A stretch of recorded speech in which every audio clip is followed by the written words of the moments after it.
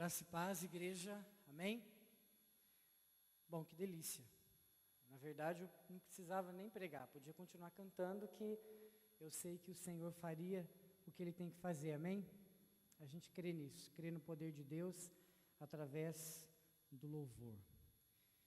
Então, é um tema bastante desafiador, um tema... Não é fácil falar sobre esse tema, embora a gente tenha um monte de texto bíblico para falar sobre ele. Como é que é o tema mesmo? Esqueci. Como é que é? Tá, eu espero então. Vocês caminham, eu espero. Vamos ver qual que é o tema? Vocês não sabem o tema do retiro? Não entendi. Não entendi. Ah, agora eu entendi. Caminhar e esperar. Cara chato, né? Logo no primeiro dia, assim, já está falando, fazendo o povo repetir. Amados, nós entramos numa dualidade quando nós pensamos em caminhar e esperar. A primeira é uma briga constante em que nós, cristãos, temos com Deus em relação ao quê? Ao kairos versus o cronos. Essa é a primeira dualidade que nós enfrentamos. E é uma briga constante, porque eu e você somos programados para caminhar no cronos. E em todo tempo o cronos está nos chamando para vivenciar essa experiência de que eu não tenho que esperar. Porque a minha humanidade anseia por conseguir coisas e não esperar por coisas. O cronos está gritando o tempo inteiro, batendo a nossa porta o tempo inteiro, de que é urgente aquilo que nós precisamos. Mas eu e você temos um particular, nós somos de Cristo, amém? Quem não é de Cristo aqui? Não, porque se você não fosse, eu faria um apelo agora, né? Então, nós vivemos nessa dualidade. Mas em Cristo, nesse particular especial de Deus, nós temos que esperar no kairos do Senhor. Kairos é o tempo de qualidade de Deus, versus a urgência do cronos, ou do cronos, como assim se diz. Então, eu e você, nós vivemos nessa dualidade. Coisa difícil para o ser humano é entrar dentro do kairos de Deus. E muitas vezes nós pensamos isso, nós pensamos assim, não, peraí, mas se eu tiver que esperar, não dá. Então, o que nós tentamos fazer? Nós tentamos transportar o cronos, que é o nosso dia a dia, a humanidade, o nosso desejo, dentro do kairos de Deus. E não funciona. Daí é que vem algumas coisas que nós experimentamos. Por exemplo, Deus tem orado e não vem resposta. Não vem resposta porque você está fazendo essa mutação do cronos, desse horário, dessa questão do cronos, do teu dia a dia, da tua humanidade que te influencia, dentro do kairos de Deus. Daí você começa a usar uma situação meio pseudo-espiritual. Por exemplo, Deus, mas eu tenho pedido. Você tem pedido, mas não tem esperado. Estão comigo? Aleluia, glória a Deus. Está tudo bem até agora? Entendeu essa diferença entre cronos, ou cronos, e kairos? Kairos é o tempo de qualidade de Deus. É quando o Senhor nos agracia, nos abençoa com a resposta de qualidade. Não é exatamente aquela resposta que eu e você desejamos ter num dado momento da vida, mas é a melhor resposta de Deus para tudo aquilo que eu e você imaginamos ou que precisamos na presença de Deus. Não é exatamente aquilo que você está pedindo de repente, incansavelmente na presença de Deus, você tem perseguido Deus com isso, mas ao mesmo tempo é algo especial de Deus, porque é única e a melhor resposta de Deus para a tua vida. Parece incoerente, mas deixa eu te dizer uma coisa, bem-vindo ao clube, de que no reino de Deus não é exatamente tudo coerente, porque a coerência é dele, não é? Não tem que ser a nossa coerência, não tem que ser do jeito que eu imagino que tem que ser, não tem que ser do jeito que eu quero, só porque eu estou pedindo, porque eu sou filho agora, eu penso que eu mando nesse Deus Criador. Não, a coerência é dele, do jeito que ele funciona. Nós aprendemos que Deus é soberano, amém? Então nós pedimos como filhos, e é verdade, Ele não vai nos dar pedra se pedirmos pão, é verdade, mas talvez a resposta, e eu acho que você deve ter essa experiência como eu já tive na minha vida, que depois que a resposta veio, você falou, é verdade, Deus, não é aquilo que eu estava pedindo, é bem melhor. Não é assim que aconteceu com você? Amém? Nós já tivemos a experiência, amém? Você já teve essa experiência? De no final você ter que dizer e admitir para Deus, Deus, era isso, Deus. Era isso que eu queria, era isso que eu estava buscando. Então, eu comecei falando sobre isso porque eu acho que é muito importante você, nessa caminhada de esperar em Deus, aprender que nós, na vida cristã, nós vivemos nessa dualidade. Amados, e como é difícil você estar ali na presença de Deus, buscando, e você tem aquela impressão que nada está se movendo, mas é que nós, muitas vezes, enquanto estamos ali buscando, existe alguma situação que está acontecendo no reino espiritual que eu e você não compreendemos. O Senhor está operando nesse tempo, nesse lugar espiritual. E quando esse lugar chega a bom termo diante de Deus, as coisas começam como que descer para cá. Eu sempre digo, e eu creio nisso, que o céu é um grande depósito, amém? Mas eu e você estamos aqui. Embora nós sejamos cidadãos do céu, nós estamos aqui na terra. E a gente tem um tempo para cumprir aqui. E nós, por causa desse tempo, nós estamos tremendamente influenciados pelo Cronos, por essa questão do dia a dia. Mas eu e vocês somos convidados a buscar as coisas do Kairos, do alto de Deus. E essa questão do dia a dia, né, eu estava ouvindo aqui o Jorge falar sobre as questões administrativas que envolvem o retiro. Essas questões são por demais chatas, mas são necessárias, são importantes, né? Cuidar de comer, a menos que você não queira e queira fazer jejum 5 dias, mas você tem que se preocupar com essa questão de comida, aonde repousar, né? Vocês vão para um retiro, não vão para o martírio, né? Amém? Vocês vão para o retiro, né? Porque martírio é aquele lugar em retiro, que você faz martírio. Que você não dorme bem, que você não come bem, que você, sabe? Então não é isso que vocês vão. Por isso que tudo está sendo preparado para que você vá para um lugar de retiro, em que além do descanso, do lazer, das brincadeiras, você tem algo em retirado para ouvir o que Deus tem para a sua vida. Acerca disso, do Kairos versus o Cronos. Mas eu quero convidar você a ler a Bíblia, a gente vai ler a Bíblia hoje, não se preocupe, amém? Enquanto você abre lá em 2 Samuel 9, eu tomo uma água.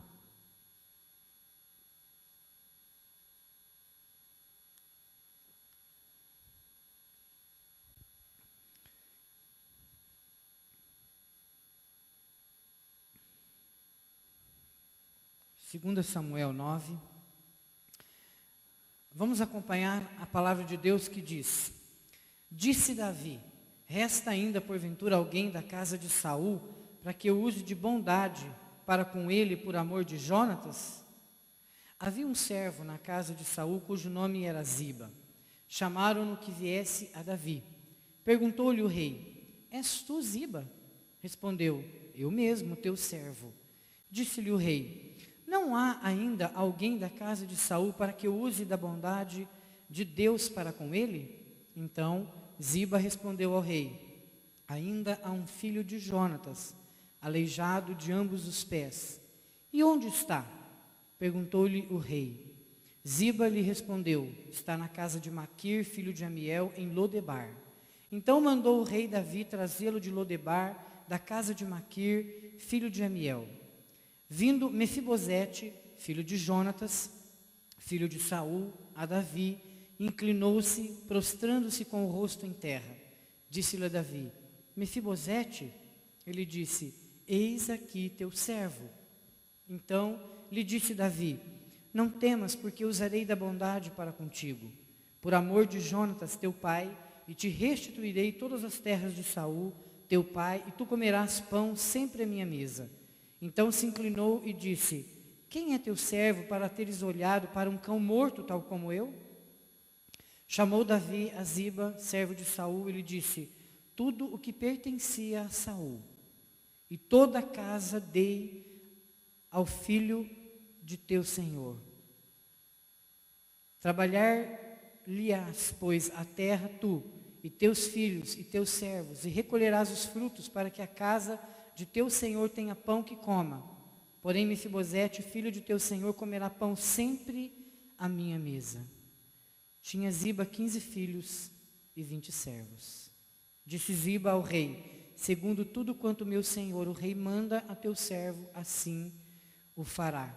Comeu, pois, Mefibosete à mesa de Davi como um dos filhos do rei. Tinha Mefibosete um filho pequeno, cujo nome era Mica. Todos quantos moravam em casa de Ziba eram servos de Mefibosete. Morava Mefibosete em Jerusalém, porquanto comia sempre à mesa do rei. Ele era coxo de ambos os pés. Feche seus olhos.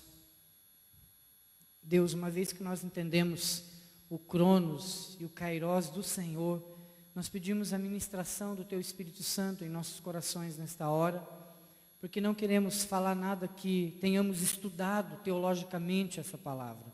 Nós queremos falar, Pai, dentro daquilo que o Senhor entende esta palavra.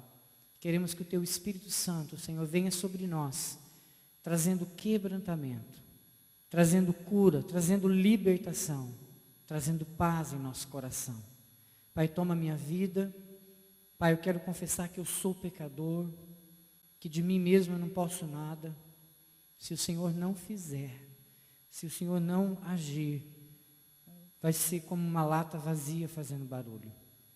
Mas eu espero em Ti, Deus. Eu espero em Ti. Em nome de Jesus, amém.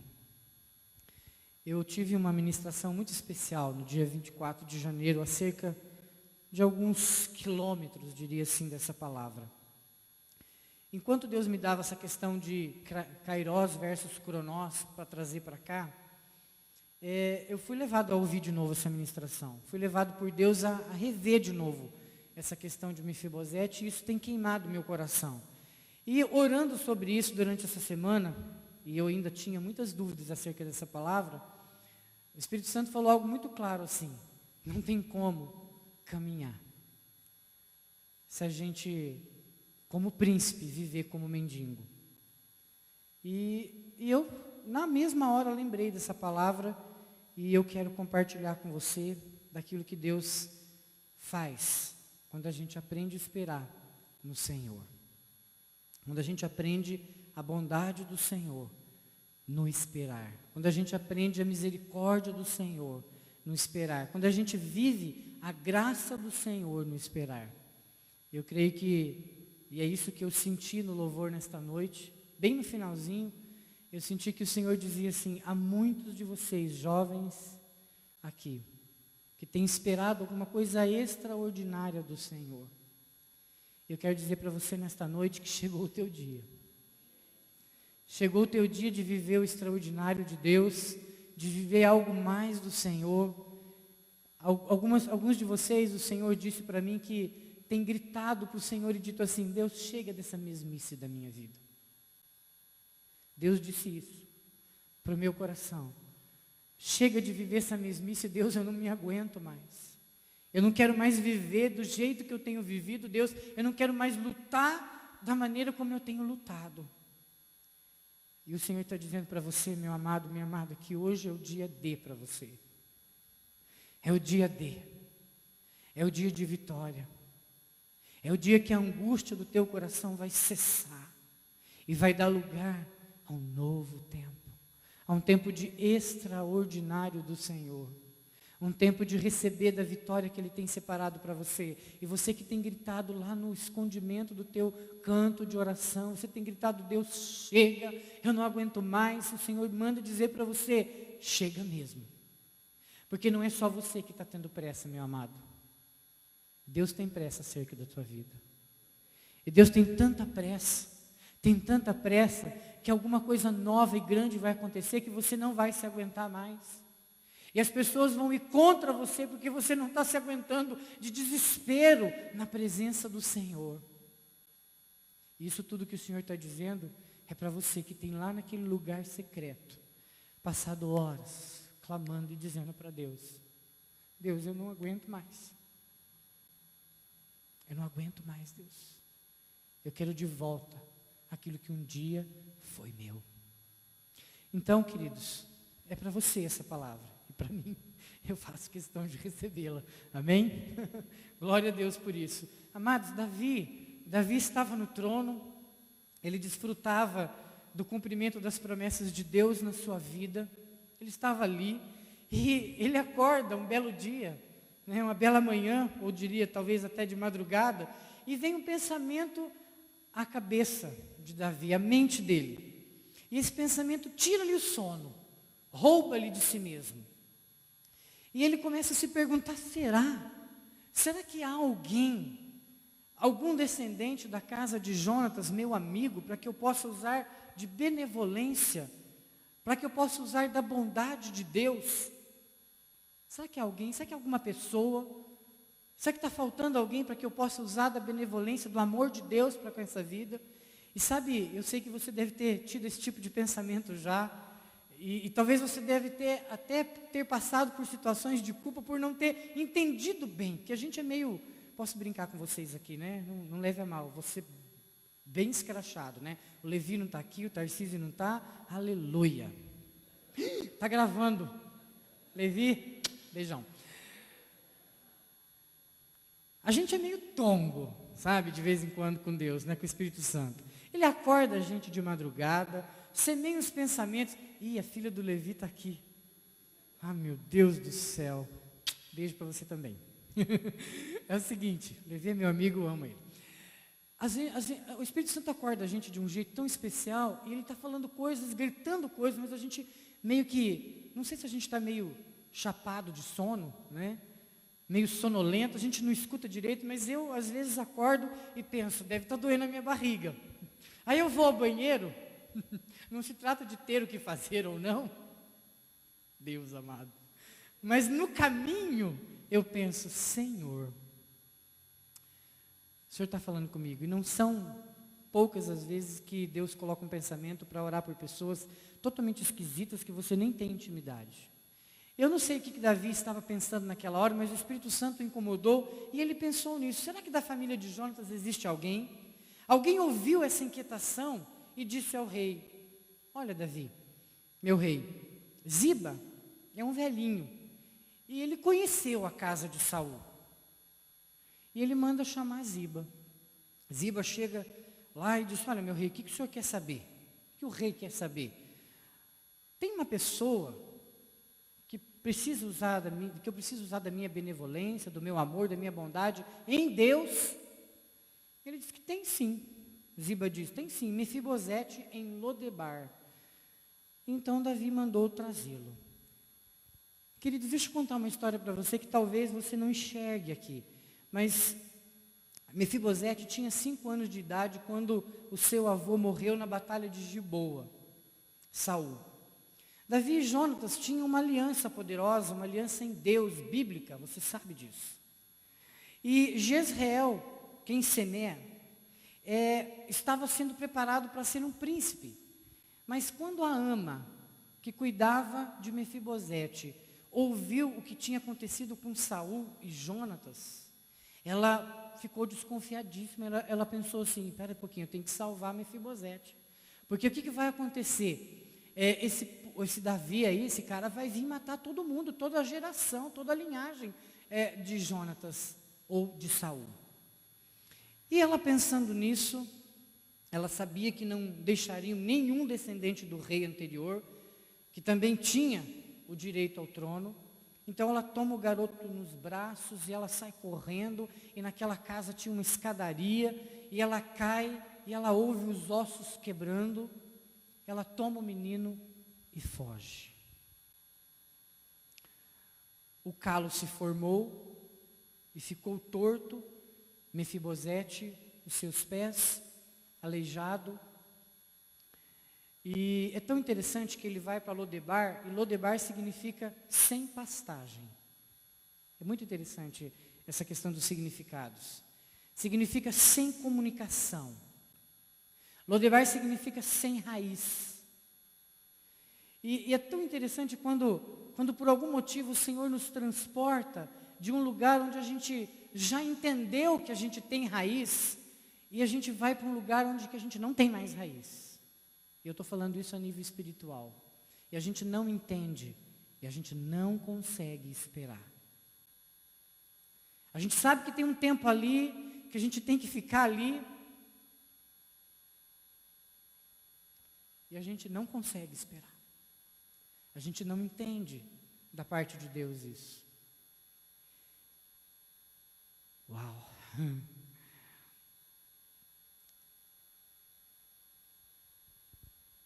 Mefibosete não ouve as notícias. Está sem comunicação. Mefibosete não vê as pessoas porque ele tem medo da perseguição. Mefibosete não coloca os olhos para fora porque a ama ainda está com ele e não deixa, porque tem medo de o matarem.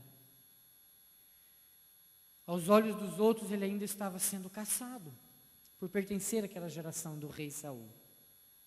Este homem que estava no trono é o grande culpado por sua situação, dizia a ama o tempo inteiro enquanto ele crescia, sem poder andar.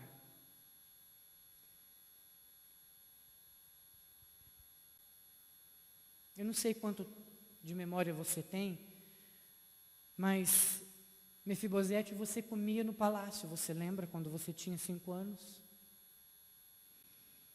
Mefibosete, você dormia numa cama, você era um príncipe.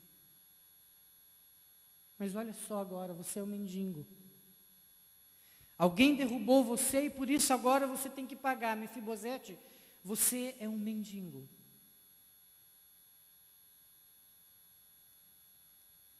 E Mefibosete começa a criar um ídolo de ódio no seu coração. Começa a criar uma revolta no seu coração. Começa a criar uma angústia no seu coração. E ele já perdeu as esperanças no esperar. Se algum dia Jonatas tinha falado do amor desse Deus tão tremendo, ele perdeu de vista isso. Porque tanta coisa foi colocado no seu coração. E ele permite então ser criado esse ídolo de ódio, ao mesmo tempo um ídolo de revolta, um ódio, e criou-se dentro dele uma consciência de que ele era um cão sem valor, e ele declara isso no texto. E ele diz, quem é teu servo para teres olhado para um cão morto tal como eu?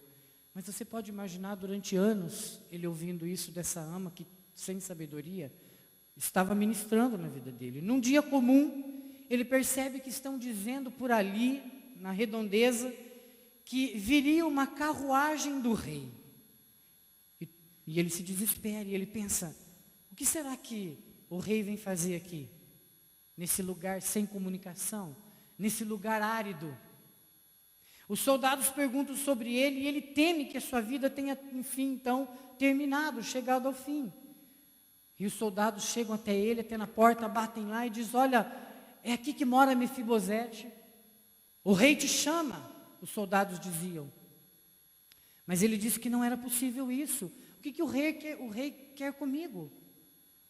Alguém me fez cair e agora ele quer me matar?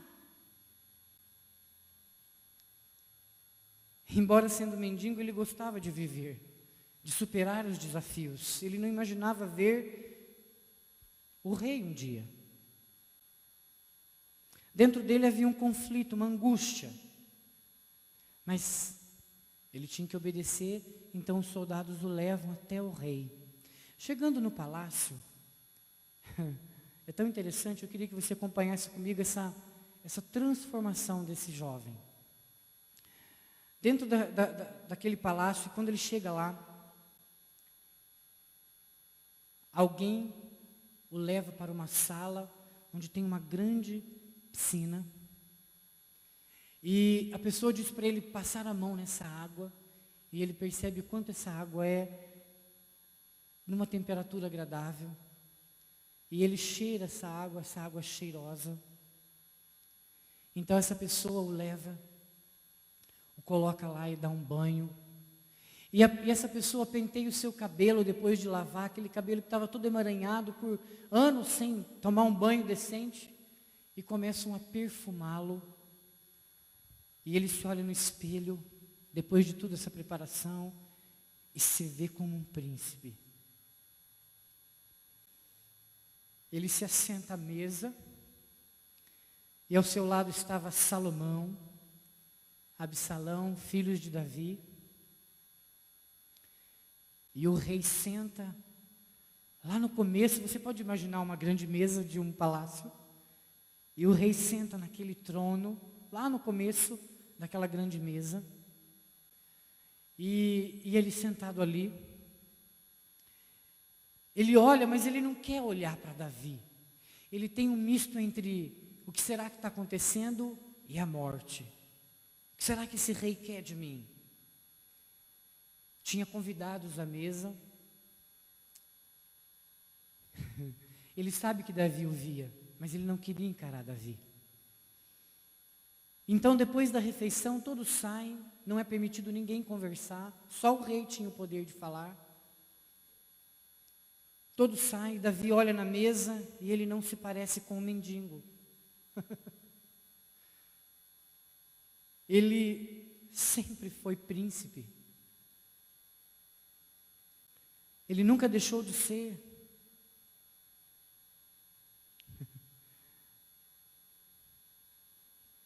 E o Senhor me disse que tem muitos Mefibosetes aqui.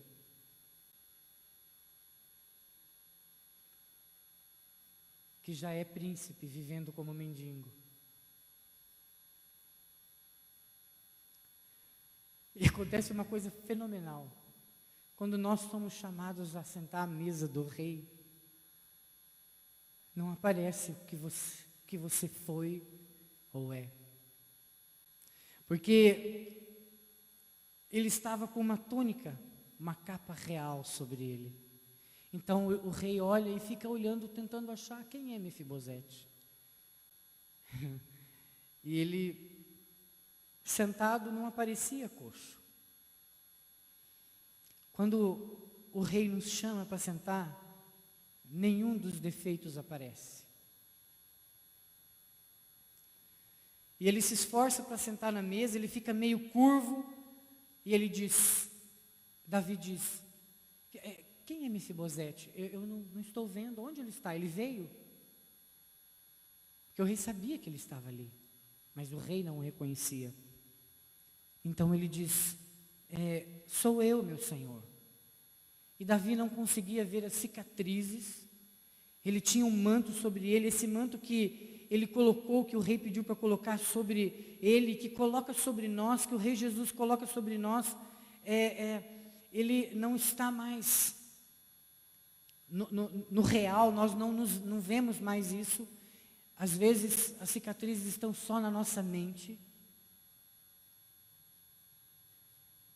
As cicatrizes estão só na nossa mente.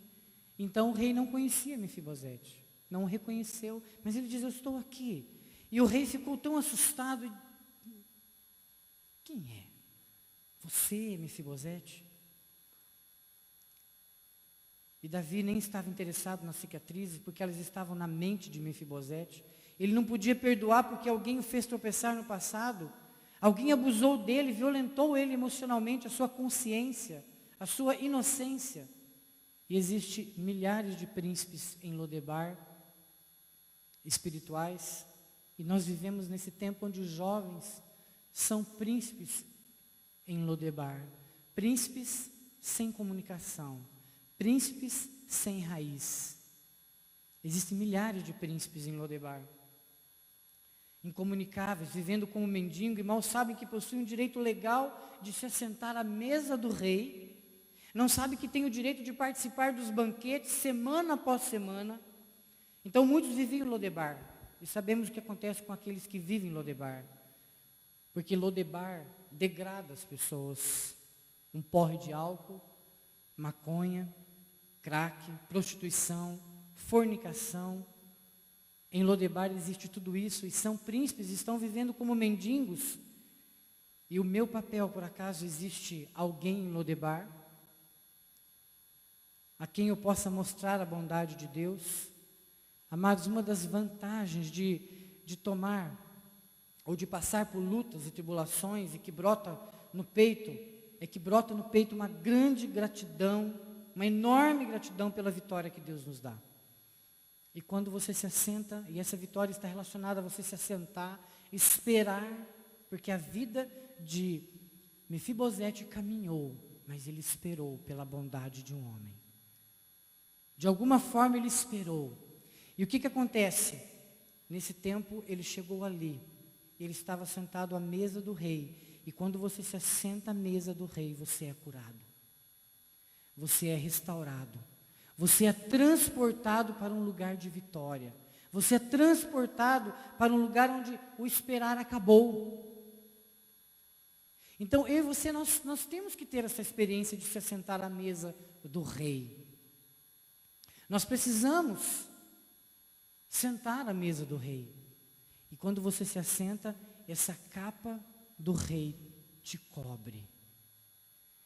Essa capa foi aquilo que Jesus conquistou na cruz por mim e por você, que cobre os nossos pecados e que nos transporta para um reino de luz, das trevas para a luz. Jonatas significa Jeová é Deus. Jesus é filho de Davi e tem uma aliança com Jeová Deus, e o Senhor pede para que nesta noite você experimente a bondade, a benevolência de Deus. Então eu trouxe essa palavra para você nesta noite porque, amados, a bondade de Deus está sobre a nossa vida. Eu não sei qual cicatriz que foi feito em você, em nós. Talvez não no físico, mas pode ser na alma. Cicatrizes que ainda não receberam esse manto de cura do Senhor. Cicatrizes que o têm impedido de assentar à mesa do rei e olhar nos olhos do rei e ver que o rei está olhando para você e não mais enxerga você como um mendigo espiritual, e sim um príncipe espiritual. E de repente, quando você se vê como um príncipe, você vai entender que o esperar acabou e que você agora tem que realmente só caminhar para aquilo que Ele tem preparado para você. O Senhor me desafiou nessa noite a orar por você. O Senhor disse para mim claramente que não tem como ir para um lugar onde esperar é caminhar ou caminhar é esperar, porque se você perceber, essas duas palavrinhas estão muito intrinsecamente ligadas no reino de Deus. Não se pode ir sem receber essa cura. Talvez você pense assim, bom, eu não tenho nenhuma cicatriz mais. Quando eu fui ministrado nessa palavra, eu também pensava assim. Eu pensava que toda a minha infância, e a gente precisa voltar para lá. Talvez você diga, mas eu sou tenro ainda, sou jovem. Eu não sei quanto a você, mas eu odiava a minha infância. Se há alguma coisa que eu não queria falar, era da minha infância. E o Senhor traz essa palavra porque, realmente, amados, existem muitos Mefibosetes na igreja. E uma das coisas que Satanás tem feito nesses últimos dias é impedir os jovens de caminhar, de avançar, de conquistar, de chegar lá naquele lugar em Cristo para vencer. Eu não conheço a história de Sengés, mas conversando um pouco com a Neide da outra vez que eu vim, e tendo a experiência de ir para aquele momento lá na câmera, eu vi quanto foi importante aquele clamor de pedir pela salvação dos jovens dessa cidade. E quando o Jorge fez aquele momento de oração aqui, Deus não me levou a orar por nenhum motivo daqueles. Verdade. Pastor, como é isso? Não sei, Deus não me levou a orar por isso. Deus me levou a orar pelos jovens que estão nessa cidade e estão caindo. Pelos Mefibosetes que Deus tem separado como príncipe e estão vivendo como mendigo. E amados, você é que tem que perguntar como o rei Davi. Há alguém nessa cidade para que eu possa usar de benevolência? Isso é servir. Há alguém nessa cidade que eu possa usar de benevolência? O Espírito Santo me diz que vocês hoje, a partir de hoje, não vão mais olhar por esses jovens na rua sem ter vontade de convidá-los para a igreja. O Espírito Santo diz que vai plantar um negócio doido no coração de vocês. e que vocês vão olhar e vão dizer, vamos para lá, vem comigo. O Espírito Santo diz que há muitos aqui que têm que parar de gastar tempo com algumas outras coisas, para gastar tempo, para usar de benevolência para com os jovens dessa cidade. O Espírito Santo diz que há algo relevante que Ele está colocando no coração de vocês, a partir de hoje, para que haja misericórdia no coração de vocês. Porque a benevolência precede a misericórdia. Você precisa de misericórdia para ter benevolência. E eu diria que precisamos de amor. Amados, o que o Espírito Santo está falando para você nesta noite é que a mesmice é de ficar com a salvação para você e achar que você está seguro por causa disso. Que isso que você recebeu de presente de Deus é para você repartir. É para você falar. É para você proclamar. É para você declarar que esses jovens dessa cidade são do Senhor. Mais do que aquilo que você já tem feito, porque eu sei que você já tem feito isso. Mas declarar aqui dentro da igreja é lindo, gente. É confortável. Mas é declarar lá fora que o Espírito Santo está falando. O Espírito Santo diz que você vai enxergar os mendigos, mas que o Espírito Santo vai mostrar para você no mesmo instante que há príncipes que estão vivendo. O Espírito Santo diz que há jovens desviados das igrejas aos montes neste lugar, nesta cidade, e que precisa do teu amor, da tua benevolência, e que haverá uma gratidão no teu coração por causa disso. Talvez você chegue a um denominador comum nesta noite e você diz assim, bom, eu não tenho conseguido viver essa experiência porque eu tenho algumas cicatrizes. Talvez você tenha cicatrizes de ordem espiritual, de achar que isso não tem a ver com você, de achar que aquilo que você faz já é o suficiente. Talvez seja isso é uma cicatriz. Amados, uma das coisas que a gente tem mais em falta hoje é a questão do comprometimento com o outro. A gente diz que a gente se importa, mas de verdade o quanto? E o que a gente tem feito de verdade por eles?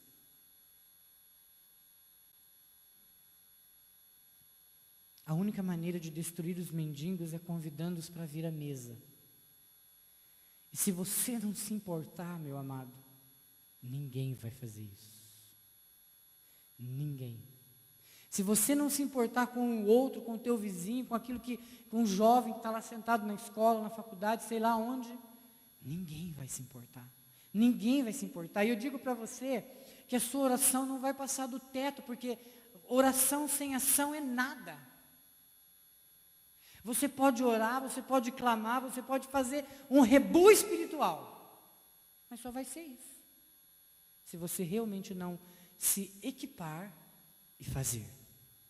Se você não ter benevolência, se você não tiver misericórdia do Senhor, nada vai acontecer. Mas você pode ser contado como aquele que trouxe alguém para a mesa do rei. Você pode ser um Ziba que lembra que tem alguém que precisa da misericórdia do Senhor. E sabe do que mais? Aleluia. Deus está dizendo para mim agora que você está lembrando exatamente de um jovem. Você está lembrando de um, tem gente que está lembrando de mais, que pode ser usado da misericórdia, da benevolência do Senhor.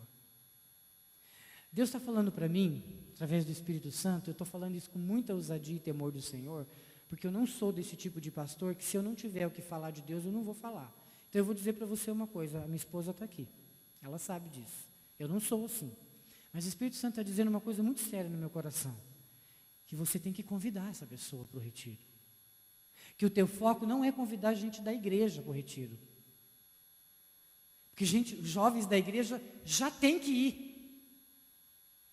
Os jovens da igreja não tem que ficar pensando, será que eu vou? Será que eu não vou? Os jovens da igreja têm que ir. Porque como é que os outros lá fora vão olhar para você, que diz que tem Cristo, e não convidou o outro lá fora? Sabe quando você diz que você se importa e ama alguém lá fora? Não é quando você ora, é quando você convida, é quando você vai atrás, é quando você monta um esquema de oração e libertação quando você batalha por essa pessoa e você vai lá e convida. Então, eu quero que você pense nisso e que você deixe o Espírito Santo trazer, porque o Espírito Santo já disse que está trazendo no teu coração jovens, pessoas, para você falar. Olha, do dia 17 ao dia 21, vai ter um retiro. Eu queria ter um tempo com você. Ah, mas olha, todos os 5 dias. Não, eu quero te convidar para uma ministração. Aí você fica encarregado de você ir, buscar, levar e trazer e fazer a sua parte. Se você fizer a sua parte, Deus não vai fazer a dele? Deus vai fazer a dele. O Espírito Santo fará a dele. Sabe, você tem que encarar o seguinte: a mesa do rei está pronta. Então, da mesma forma como o Espírito Santo está dizendo que existe Mefibosetes aqui que precisam de cura, Ele vai curar você nessa noite para você se ver como um príncipe, andar como um príncipe, ser um príncipe, para enxergar quem realmente precisa de benevolência, e do amor e da misericórdia de Deus. Amém? Então, é essa palavra. Mas algo que o Senhor colocou no meu coração é que eu tenho que orar por você. Eu não sei quais são as cicatrizes, de verdade eu não quero saber, mas com tanta clareza no meu coração, eu posso imaginar que, se eu orar por você, o Senhor vai mostrar isso. Eu sei que o Senhor vai mostrar para que haja cura no teu coração. E eu quero te dizer uma coisa também. O pastor Silas Barbosa, ele dizia uma coisa no seminário. Tudo que você precisa é ir até Deus, para que Ele te revele acerca de você mesmo. Você pensa que você conhece tudo de você mesmo, mas você não conhece. Mas quando você vai ao trono de Deus, Ele revela. E ao mesmo tempo, quando Ele revela a cicatriz, Ele vem com um manto de cura. E Ele te restaura, para que você possa ser uma bênção em suas mãos. Deixa eu te falar uma coisa que está queimando no meu coração aqui. Às vezes você não fala do amor de Deus para alguém, até porque às vezes a gente acostumou tanto com aquela pessoa que não tem Jesus. A gente acostumou tanto no local de trabalho, ou mesmo na escola, não tem Jesus, que a gente não fala mais para ele. Supostamente a gente acha que ele sabe que a gente é de Deus, e que então porque ele sabe que a gente é de Deus, então a gente não precisa falar. Mas eu vou dizer para você que o maior poder que Deus colocou em você é o poder da palavra. Desde a hora que você começa a declarar o poder de salvação de Cristo na vida daquela pessoa, o poder de salvação de Cristo está agindo. Então você precisa declarar. E às vezes você não fala porque essas cicatrizes, esse andar torto, se você me entendeu, te impede. Esse andar torto com Cristo traz vazamento. Então você não tem coragem de falar do amor de Deus. E eu quero orar com você que tem essa coragem de dizer: olha Deus, realmente eu tenho andado meio torto, meio Mefibosete na tua presença, mas nesta noite, chega para mim. Chega dessa mesmice. Quero convidar o louvor à frente, eu já combinei com eles uma música, e eu queria que você não perdesse tempo pensando assim: não, mas espera aí, se eu vou, se eu não vou, sabe? Spurgeon dizia: Deus tem pressa. Então não dá para ficar brincando assim: ah, será que vou, será que eu não vou? Venha, querido, é bênção para a tua vida. Amém?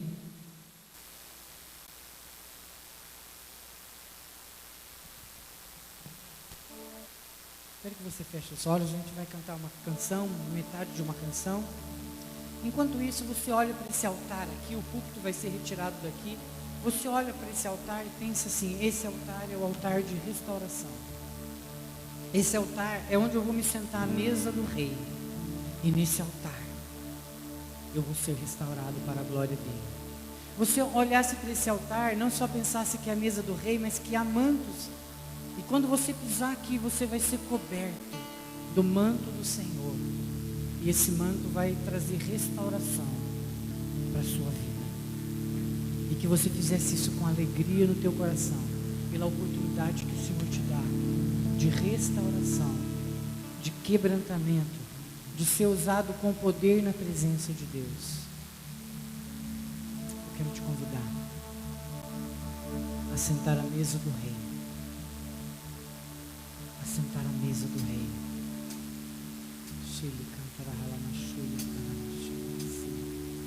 Espírito Santo, Espírito Santo, Espírito Santo, Espírito Santo, Senhor.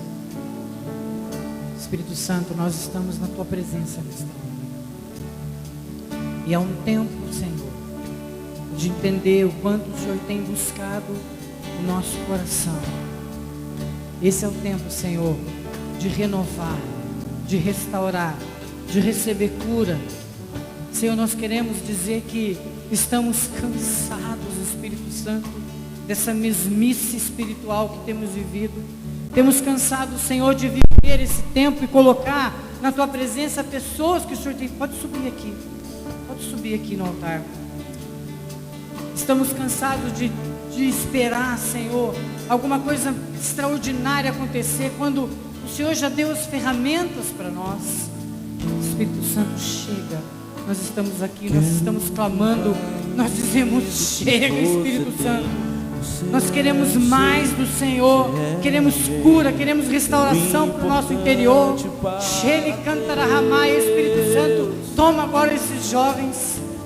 Querido, em nome de Jesus, em nome de Jesus, o Espírito Santo está colocando algo novo no teu coração, algo maravilhoso, algo tremendo. O Espírito Santo está dizendo: chega, Mefibosetes, há um manto sendo colocado sobre a tua vida, um manto de santidade. Deus diz que quer fazer algo grande através da sua vida, mas que há vazamentos, há um andar torto. E o Senhor diz: estou restaurando, estou restaurando, estou restaurando, estou trazendo perfeição no andar comigo. O Senhor diz que está trabalhando em pensamentos aqui, pensamentos obscuros, obscenos, pensamentos em que o Senhor está trazendo cura, libertação. O Senhor está trazendo verdade da tua vida. Você que tem clamado como: Senhor, eu quero ter uma vida de verdade contigo. O Senhor está dizendo: é hoje. É hoje que você tem essa vida. Ori canta la machuri, ori canta la halamaia. Sim, Espírito Santo. Vai tocando agora, Espírito Santo. Eu preciso de algumas pessoas que fiquem atrás aqui.